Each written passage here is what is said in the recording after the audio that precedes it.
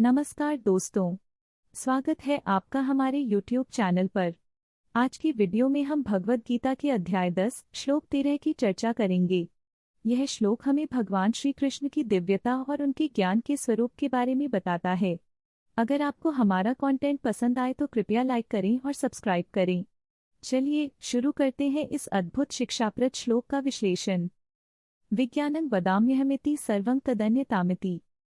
मैं अपने ज्ञान में सभी प्राणियों के हृदय में विद्यमान हूँ।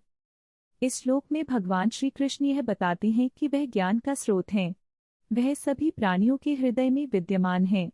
यह श्लोक हमें यह सिखाता है कि ज्ञान केवल बाहरी चीजों में नहीं बल्कि हमारे अंदर भी है। जब हम अपने हृदय से जुड़ते हैं तो हम सच्चे ज्ञान और सच्ची समझ को प्राप्त कर सकते हैं। हमें अपने भीतर की आवाज़ सुननी चाहिए क्योंकि यही हमें सही मार्ग पर ले जा सकती है। इस प्रकार यह श्लोक हमें आत्मा के ज्ञान का महत्व बताता है। एक बार की बात है, एक छोटे से गांव में एक विद्वान नामक एक व्यक्ति रहता था। उसका नाम था रघु। रघु हमेशा गांव वालों को ज्ञान देने में लगा रहता था। लेकिन गांव में एक समस्या थी। गांव के लोग हमेशा आपस में लड़ते रहते थे। एक दिन रघु ने सोचा कि उसे कुछ करना चाहिए। उसने गांव के सभी लोगों को एकत्रित किया और कहा, सुनो भाइयों और बहनों, हम सभी एक ही गांव में रहते हैं। हमें लड़ना नहीं चाहिए, लेकिन गांव वाले उसकी बात नहीं माने। वे एक दूसरे पर चिल्लाने लगे। तब रघु ने भगवद गीता का एक श्लोक याद किया।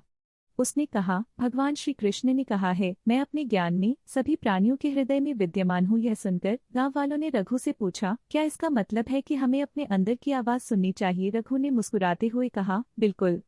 जब हम अपने हृदय की आवाज़ सुनेंगे तब हम समझेंगे कि लड़ाई का कोई मतलब नहीं है। इस पर गांव वाले सोचने लगे। कुछ समय बाद उन्होंने एक दूसरे से माफ़ी मांगी और एक साथ मिलकर काम करने का निर्णय लिया। इस तरह उन्होंने रघु के ज्ञान को अपनाया और गांव में शांति स्थापित की। अंत में रघु ने कहा, मैंने केवल आपको याद दिलाया कि ज्ञान आपके अंदर है। इसे पहचानो और अपने जीवन में लागू करो। दोस्तों, इस कहानी से हमें सीखने को मिलता है कि ज्ञान केवल किताबों में नहीं बल्कि हमारे अंदर भी है।